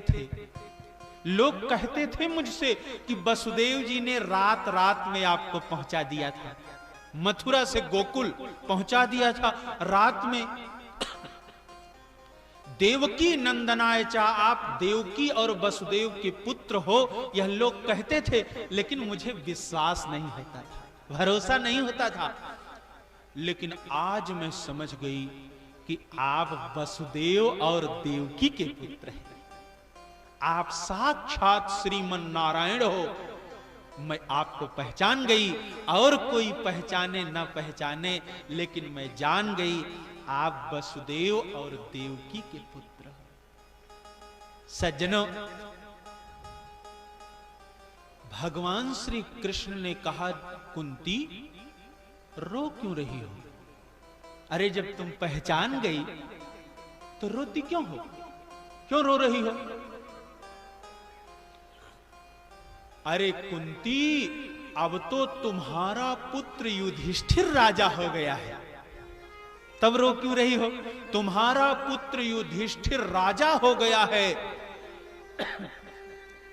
और तुम्हारी बहू द्रौपदी राजरानी हो गई। तुम्हारी बहू द्रौपदी राजरानी हो गई, और कुंती तुम तो राजमाता हो गई हो। तुम्हारा नाम कितना बड़ा हो गया, अब तो तुम राजमाता हो गई हो, तो रो क्यों रही हो?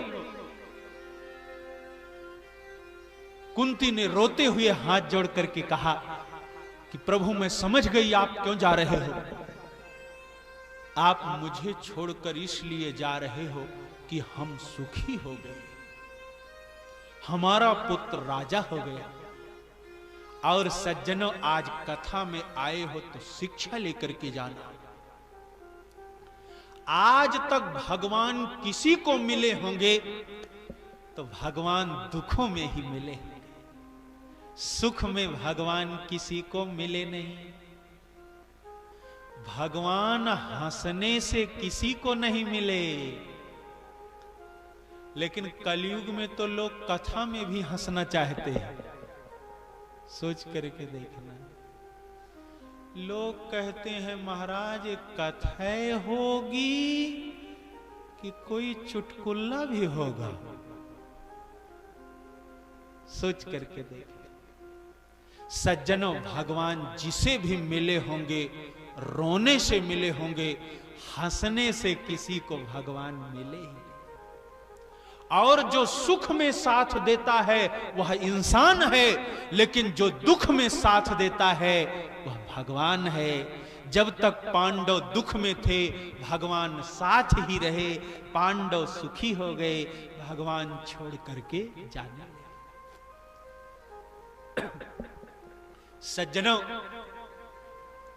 कुंती ने कहा, प्रभु मैं आपको समझ गई कि आप साक्षात श्रीमन नारायण हैं। भगवान ने कहा, कुंती मुझे जानना बहुत कठिन है। सज्जनों, भगवान श्री कृष्ण को जानना बहुत कठिन है। कृष्ण कथा सब सुनते हैं, लेकिन भगवान श्री कृष्ण को कोई जान नहीं पाता है, कोई जान नहीं पाता है। लोग कृष्ण कथा सुनकर के सोचते हैं हां भगवान श्री कृष्ण हैं, लेकिन माखन चुराते हैं, इतने जानते हैं। श्री कृष्ण भगवान हैं, लेकिन गोपियों के बीच में नाचते हैं। और जो श्री कृष्ण को जान लेता है सज्जनों, उसी समय उसकी मुक्ति कोई रोक नहीं सकता। भगवान ने कहा, कुंती तुमने तो अब जान ही लिया, और जब मुझे तुमने जान लिया तो अब रह क्या गया। जो तुम्हारे अंदर इच्छा हो वरदान मांग लो, जो भी इच्छा हो मुझसे वरदान मांग लो। तो कुंती ने वरदान क्या मांगा यह भी सुना दूं? कुंती ने कहा, हां प्रभु वरदान देना चाहते हो तो मैं वरदान मांगूंगी, आप वरदान मुझे दे दो। कुंती ने वरदान क्या मांगा? कुंती वरदान मांग रही है कि प्रभु मुझे वरदान दे दो। विपदाः सन्तु नः शश्वत् तत्र तत्र जगद्गुरो भवतो दर्शनं यत् स्यात् अपुनर्भव दर्शनम्। कुंती कहती मुझे वरदान दे दो। विपदाः सन्तु नः शश्वत्। कुंती कह रही है कि वरदान दे दो, हमारे ऊपर विपत्ति आ जाए, एक विपत्ति के बाद दूसरी विपत्ति हमारे ऊपर आती रहे, यही मुझे वरदान दे दो। और कुंती कहती आपका दर्शन विपत्तियों में होता है। सज्जनों, व्यासपीठ से मैं आपको नहीं कहूंगा कि आप भी भगवान से विपत्तियों का वरदान मांगो, यह तो मैं नहीं बोलूंगा। लेकिन व्यासपीठ से इतना निवेदन जरूर करूंगा कि तुम भगवान से धन मांग लेना। अच्छी बात है, मांगना, धन मांग लेना, घर मांग लेना, स्त्री मांग लेना, पुत्र परिवार मांग लेना, सब कुछ मांगना। लेकिन जब सब कुछ मांगने लगो तो हमारी वाली भी थोड़ी सी बात कह देना। क्या सज्जनों, जब धन, स्त्री, पुत्र, परिवार सब मांगने लगना तो उसी बीच में थोड़ा सा यह भी कह देना कि प्रभु मुझे सब कुछ देना, सब कुछ देना, लेकिन बीच बीच में थोड़ा थोड़ा जितना मैं सह सकूं उतना थोड़ा थोड़ा संकट भी देते रहेगा, विपत्ति भी देते। आप कहोगे महाराज यह बात हम क्यों कहें? यह बात इसलिए कहो कि नहीं तो सज्जनों भगवान को हम भूल जाएंगे। भगवान स्मरण में बने रहें, इसलिए यह भी मांगना। इसीलिए संतों ने हम सबको सावधान किया है। संतों ने बहुत सुंदर हम सबको सावधान किया और संतों ने कहा है क्या कि दुख में सुमिरन सब करें, सुख में करे न कोई, जो सुख में सुमिरन करे तो दुख काहे का हो। क्यों? कुंती वरदान मांग रही है कि विपदाः सन्तु नः शश्वत् तत्र तत्र जगद्गुरो। अच्छा सज्जनों, कुंती ने तो भगवान से विपत्तियों का वरदान मांगा, लेकिन हम सब लोग भगवान से क्या वरदान मांगते हैं? हम सब क्या मांगते हैं? हमारे अयोध्या में शायद हनुमान गढ़ी पर कोई 1.25 पाव लड्डू लेकर के जाए। 1.25 पाव लड्डू लेकर हनुमान गढ़ी पर कोई अयोध्या में जाता है तो लड्डू रख करके तो प्रार्थना करेगा नहीं, नहीं तो दूसरे हनुमान जी आ जाएंगे और लड्डू लेकर तब तक चले जाएंगे। रखना तो है नहीं, केवल हाथ में लेकर के 1.25 पाव लड्डू।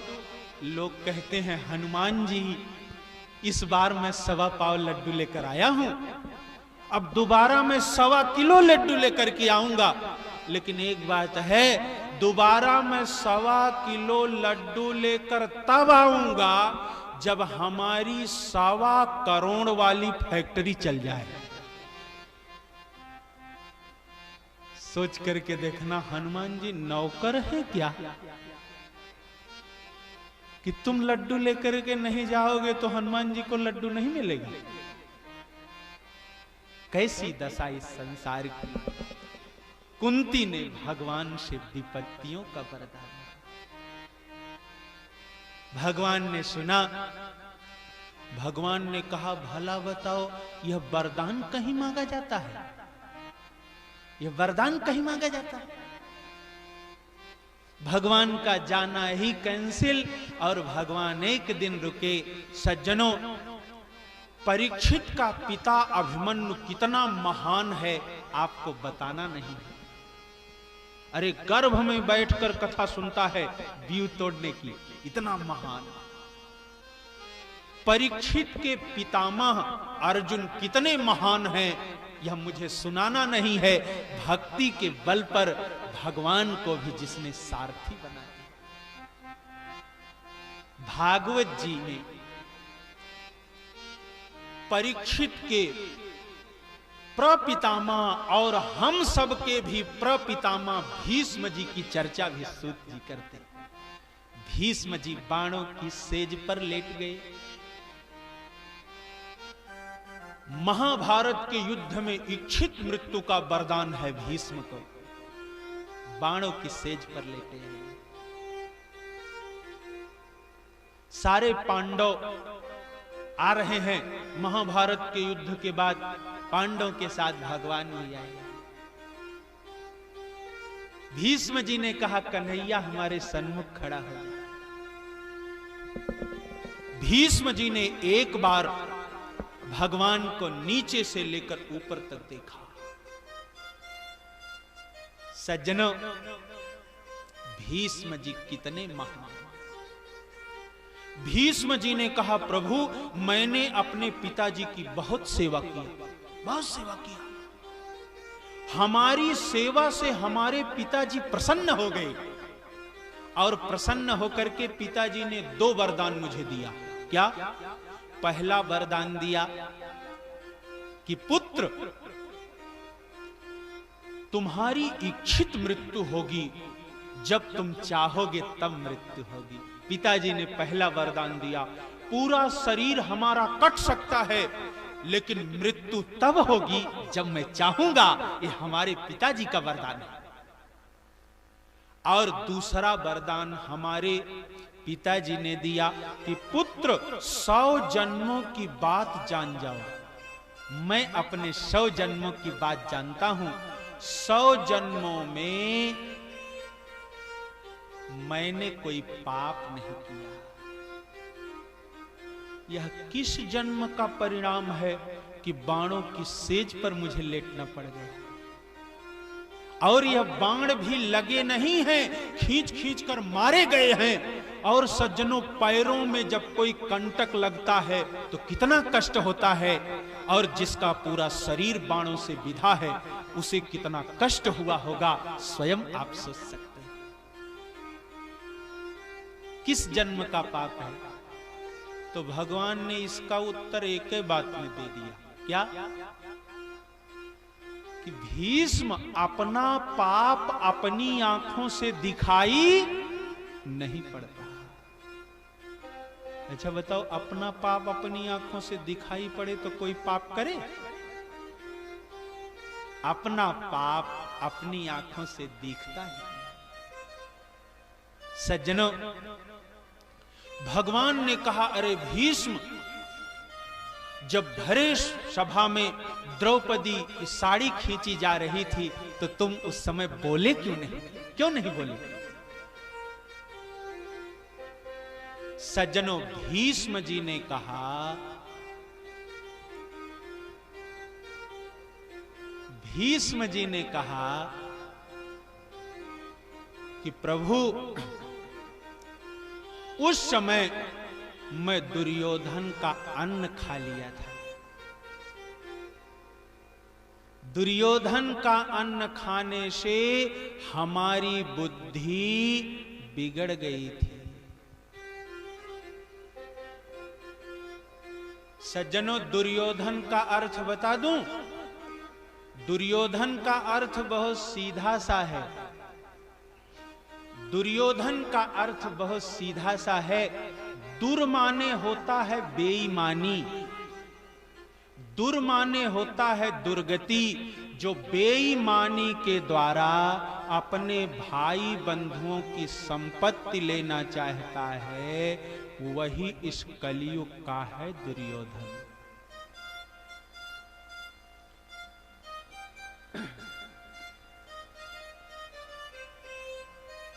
भीष्म जी ने बाणों की सेज पर भगवान का दर्शन करते हुए प्राण त्यागा। भीष्म जी पांडवों को उपदेश देते, दान धर्मान राज धर्मान मोक्ष धर्मान विभागसा, स्त्री धर्मान भगवत धर्मान समास व्यास योगता। बाणों की सेज पर भीष्म जी स्तुति करते, इतिमतिरूपकल्पिता वितृष्णा भगवती सात्वत पुंगवे विभोम्नि, स्वसुखमुपगते क्वचिद विहर्तुम प्रकृतिमुपयुषी यद भव प्रवाह। जैसे सायंकाल के समय पक्षियों का कलरव समाप्त हो जाता है, उसी समय श्री भीष्म जी का शरीर शांत होने लगा। सज्जनों, अब आज की कथा यहीं पर विश्राम लेगी। मिलकर के प्रेम और श्रद्धा से प्रभु नाम संकीर्तन, लेकिन मंच से कोई बात समझाने में थोड़ी अच्छी नहीं लगती। यहां पर एक पांडाल है, भगवत स्थल है। यहां पर या तो कथा होगी या तो सम्मान होगा, या तो चाय पिया जाएगा या तो कथा होगा। दो में एक ही काम होगा। क्यों? चाय पीना है तो बाहर व्यवस्था करो, मेज इत्यादि रख करके, जिसे पीना हो उठकर पिएगा। यह बात मंच से समझाई जाए। कथा कैसे सुनना है आप स्वयं जानते हो। सज्जनों, कथा कहीं नहीं जाती, कथा अपने आप हो जाती है। आपको बताऊं, जो मना स्थिति किसी डॉक्टर की ऑपरेशन करते समय रहती है, वही मना स्थिति किसी व्यास की कथा कहते समय रहती है। ठीक? इसलिए सज्जनों, बाहर कोई सम्मान से कोई मेज इत्यादि रखो, मीठा रखो, पानी रखो, चाय रखो, पिलाओ। क्यों? जिसे पीना होगा उठकर जाएगा। कथा में सब नहीं, भगवान के सामने किसी और का सम्मान नहीं किया जाता। इसीलिए भागवत जी में लिखा है कि व्यासाय विष्णु रूपाय व्यास रूपाय विष्णवे नमो वै ब्रह्म निधये वासिष्ठाय नमो नमः। यहां पर प्रधानमंत्री भी आवे, मोदी, तो वह भी प्रणाम करेंगे भगवान को। क्यों? ये भगवत स्थल है। इसलिए अच्छे संस्कारों के साथ भगवान की कथा सुनो। एक बार मिल करके अब भगवान से हम सब प्रार्थना करेंगे, फिर आरती और प्रसाद वितरण और नाम संकीर्तन करते हुए जो गलती त्रुटि दोष हुई हो वह शांत हो जाए, वह समाप्त हो जाए। सज्जनों, इसीलिए हम सब मिलकर नाम संकीर्तन करेंगे। भीष्म जी तो बड़भागी थे कि भगवान का दर्शन करते करते प्राण छोड़ दिया था। भगवान का दर्शन करते करते प्राण छोड़ा। लेकिन हम सब भी प्रार्थना करेंगे कि प्रभु अंतिम समय में आप ना आ पाओ तो कोई बात नहीं है, लेकिन इतनी कृपा जरूर कर देना कि आपका नाम लेते लेते प्राण छूटे। कितनी सुंदर स्तुति भीष्म जी ने किया। इतना तो करना स्वामी जब प्राण तन से निकले, इतना तो करना स्वामी जब प्राण तन से निकले। इतना तो करना स्वामी जब प्राण तन से निकले। इतना तो करना स्वामी जब प्राण तन से निकले। गोविंद नाम लेकर फिर प्राण तन से निकले। गोविंद नाम लेकर फिर प्राण तन से निकले। गोविंद नाम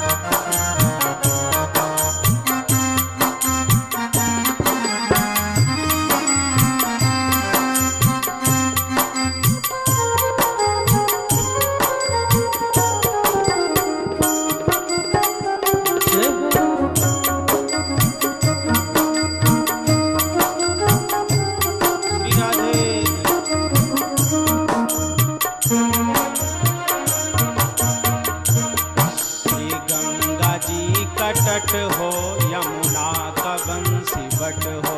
श्री गंगा जी का तट हो, यमुना का बंसी बट हो।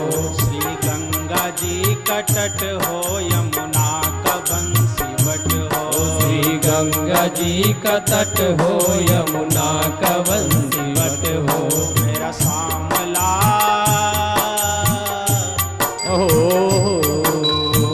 मेरा सामला निकट हो, फिर प्राण तन से निकले। मेरा सावरा निकट हो, फिर प्राण तन से निकले। मेरा सामला निकट हो, फिर प्राण तन से निकले। मेरा सावरा निकट हो, फिर प्राण तन से निकले। इतना तो करना स्वामी जब प्राण तन से निकले। इतना तो करना स्वामी जब प्राण तन से निकले। गोविंद नाम लेकर फिर प्राण तन से निकले। गोविंद नाम लेकर फिर प्राण तन से निकले। गोविंद नाम लेकर फिर प्राण तन से निकले। गोविंद नाम लेकर फिर प्राण तन से निकले।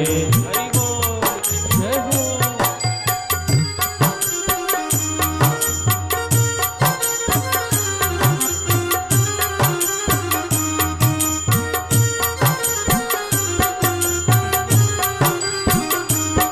श्री राधे।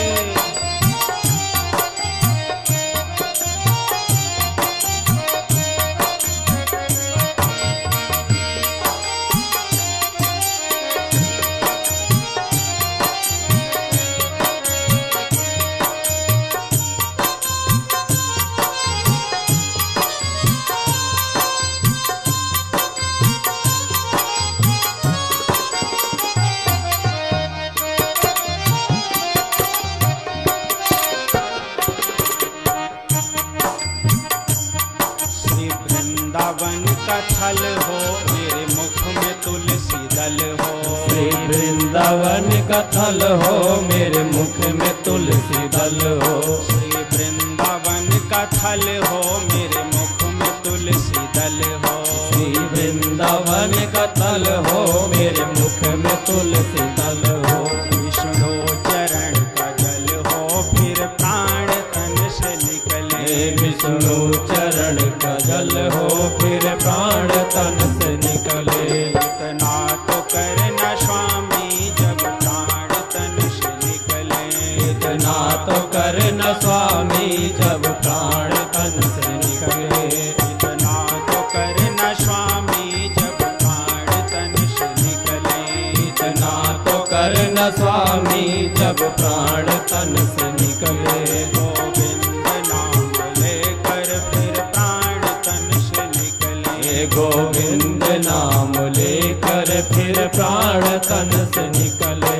गोविंद नाम लेकर फिर प्राण तन से निकले। गोविंद नाम लेकर फिर प्राण तन से निकले। हरि बोल। जय हो।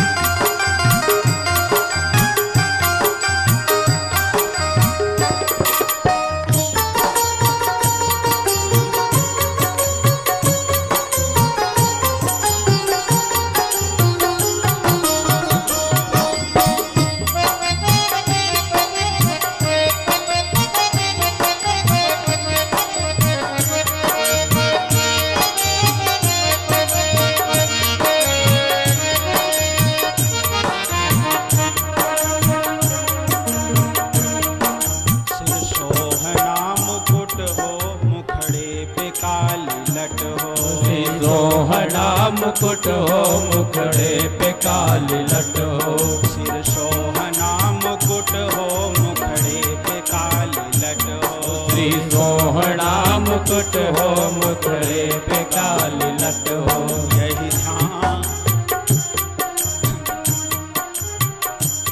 यही ध्यान मेरे घट हो, फिर प्राण तन से निकले। यही ध्यान मेरे घट हो, फिर प्राण तन से निकले। इतना तो करना स्वामी जब प्राण तन से निकले। इतना तो करना स्वामी जब प्राण तन से निकले। इतना तो करना स्वामी जब प्राण तन से निकले। इतना तो करना स्वामी जब प्राण तन से निकले। गोविंद नाम लेकर फिर प्राण तन से निकले। गोविंद नाम लेकर फिर प्राण तन से निकले। गोविंद नाम लेकर फिर प्राण तन से निकले। गोविंद नाम लेकर फिर प्राण तन से निकले। गोविंद नाम लेकर फिर प्राण तन से निकले। बोलिए लक्ष्मी नारायण भगवान की, जय हो।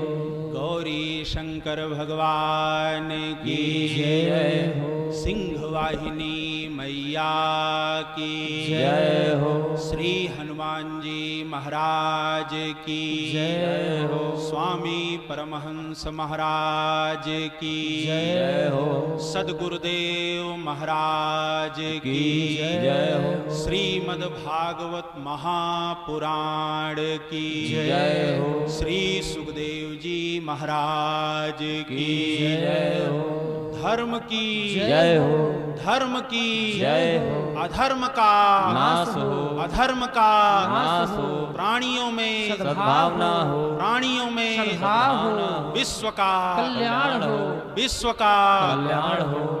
प्रेम और श्रद्धा के साथ जय जय श्री राधे, जय जय श्री राधे, जय जय श्री राधे। जय श्री राम। आइए। ओम वंशी विभूषित करा नवनीरदाभात, पीतांबरा दरुडबिंबिफलाधरुष्ठात्, पूर्णेन्दुसुन्दरमुख दरविन्दनेत्रात्, कृष्णात् परं किमपि त्वमहं न जाने। कृष्णाय वासुदेवाय हरये परमात्मने, प्रणतः क्लेशनाशाय गोविन्दाय नमो नमः, गोविन्दाय नमो नमः। पुराण पुरुषोत्तमाय नमः। यं प्रव्रजन्तमनुपेतमुपेतकृत्य, द्वैपायनो विरहकातर्या जुहाव, पुत्रेति तन्मयतया तरवोऽभिनेदुः, स्तं सर्वभूतहृदयं मुनिमानतोऽस्मि। पुराणपुरुषोत्तमाय नमः। ध्यानं समर्पयामि, उत्तरपूजनार्थे ध्यानं समर्पयामि। पाद्योः पाद्यं हस्त्योरर्घ्यं, मुखे याचमनीयं, सर्वाङ्गे स्नानीयं जलं समर्पयामि। ततः चन्दनानुलेपनं ताङ्गन्धर्वं मखनस्तां दृष्टां बृहस्पतेः त्वामोखाधे सोमो राजा विद्वान् जक्षमादमुच्यत। चन्दनानुलेपनं समर्पयामि। ततः गन्धम् ॐ ताङ्गन्धर्वं मखनस्तां दृष्टां बृहस्पतेः त्वामोखाधे सोमो राजा विद्वान् जक्षमादमुच्यत। पुष्पं पुष्पमाल्यां समर्पयामि। पुराणपुरुषोत्तमाय नमो नमः। ततः धूपम् आघ्रापयामि। ॐ ब्रह्मणोऽस्य मुखमासीद् बाहुराजन्यः घृतः ऊरु तद् यद्वैश्यः पद्भ्याङ्गुं शूद्रो अजायत।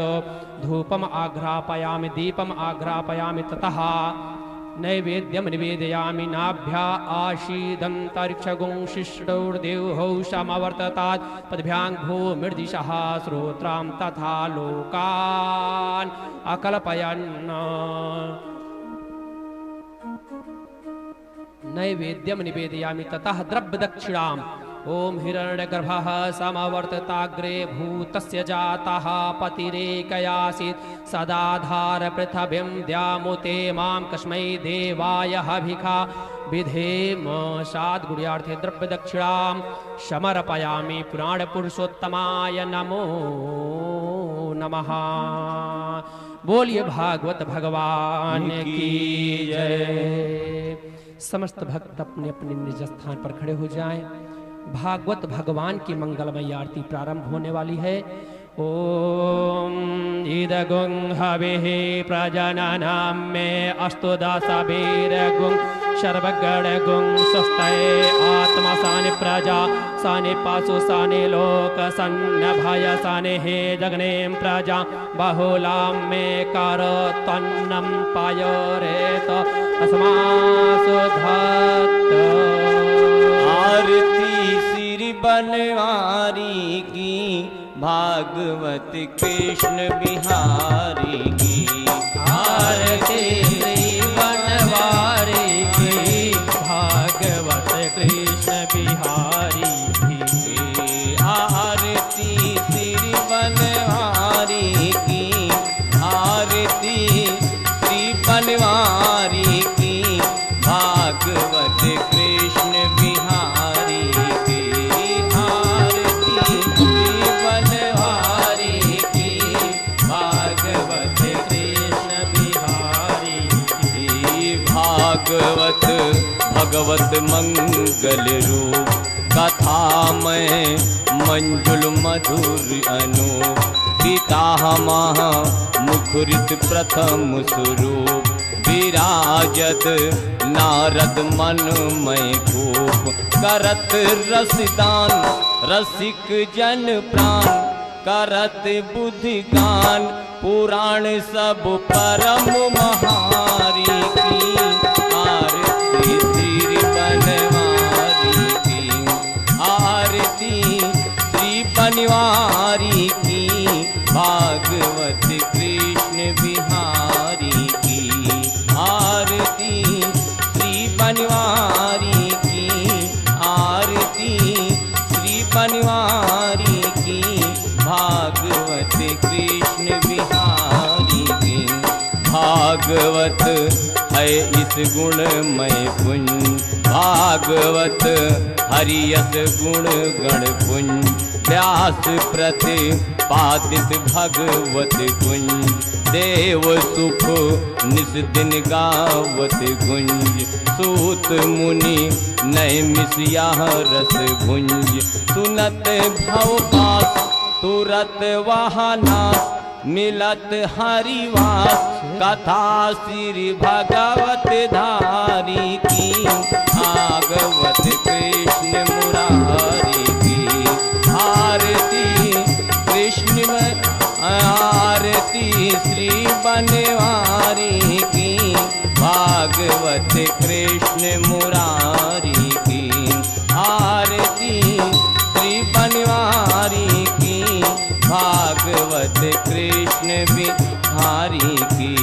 भागवत कृष्णामृत पावन गोकर्ण प्रतिपल मन भावन परीक्षित हरिरस बिल सावन कथा श्रवो ऊधव सर सावन करत रस पान होत गुणवान करत रस पान होत गुणवान मिलत सन्मान शरण अब भागवत प्यारी की। भागवत कृष्ण बिहारी की आरती श्री बनवारी की आरती श्री बनवारी की आरती श्री बनवारी की, भागवत कृष्ण बिहारी की। आरती श्री बनवारी की, आरती श्री बनवारी की, भागवत कृष्ण बिहारी की। आरती श्री बनवारी की, आरती श्री बनवारी की, भागवत कृष्ण बिहारी की, भागवत कृष्ण बिहारी की। कर्पूर गौरम करुणावतारम, संसार सारम भुजगेन्द्रहारम, सदा वसंतम हृदयारविंदे, भवं भवानी सहितं नमामि। तमेव माता च पिता त्वमेव, तमेव बन्धुः च सखा त्वमेव, तमेव वैद्या द्रविणं त्वमेव, तमेव सर्वं मम देव देव, तमेव सर्वं मम देव देव, तमेव सर्वं मम देव देव। जलेन शीतलीकरणं हारार्तिकमनिवेदयामि। ॐ द्यौः शान्तिरन्तरिक्षगुं शान्तिः, पृथिवी शान्तिरापः शान्तिरोषधयः, शान्तिः वनस्पतयः, शान्तिर्विश्वे देवाः, शान्ति ब्रह्म शान्तिः, सर्वगुं शान्तिः, शान्तिरेव शान्तिः, श्यामा शान्तिरेधि। ॐ जगनेन यज्ञमयजन्त देवास्तानि धर्मा प्रथमान्यासन्न, तेहनाकं महिमानः, सचन्त्र यत्र पूर्वे शाद्याः सन्ति देवाः। हरिः ओम्। एकदन्ताय विद्महे वक्रतुण्डाय धीमहि, तन्नो दन्ति प्रचोदयात्। हरिः ओम्। तत्पुरुषाय विद्महे महादेवाय धीमहि, तन्नो रुद्रः प्रचोदयात्। हरिः ओम्। नारायणाय विद्महे वासुदेवाय धीमहि, तन्नो विष्णुः प्रचोदयात्। सेवन्तिका बकुलचम्पकपाटलाब्जै, पुन्नागजात करवीररसालपुष्पै, बिल्वप्रवाल तुलसीदलमञ्जरेभिस्तां पूजयामि जगदीश्वरमे प्रसीद। नानासुगन्धपुष्पाणि यथा कालोद्भवानि च, पुष्पाञ्जलिर्मया दत्त गृहाण परमेश्वर। भूर्भुवस्वः पुराणपुरुषोत्तमाय नमः। मंत्रपुष्पाञ्जलिं समर्पयामि। बोलिए पुराण पुरुषोत्तम भगवान के। उमापति महादेव की जय, रमापति रामचंद्र की जय, अयोध्या राम लला की जय, वृंदावन कृष्ण चंद्र की जय, सदगुरुदेव भगवान की जय, बाके बिहारी सरकार की जय, कनक बिहारी सरकार की जय, सत्य सनातन धर्म की सुखदेव जी महाराज की जय, व्यास भगवान की जय, श्रीमद् भागवत कथा ज्ञान यज्ञ की जय, सत्य सनातन धर्म की जय, धर्म की जय, अधर्म का नाश हो, अधर्म का नाश हो, प्राणियों में सद्भावना हो, प्राणियों में सद्भावना हो, विश्व का कल्याण हो, विश्व का कल्याण हो, गौ माता की जय हो, गौ माता की जय हो, भारत माता की जय हो, भारत माता की जय हो, धर्म सम्राट स्वामी करपात्री जी महाराज की जय हो, श्री स्वामी परमहंस जी महाराज की जय हो। ओम नमः पार्वती पते हर हर महादेव। जय जय श्री राधे। अब समस्त भक्त अपने अपने निज स्थान पर बैठ जाएं। आपके पास तक आरती और प्रसाद पहुंच रहा है।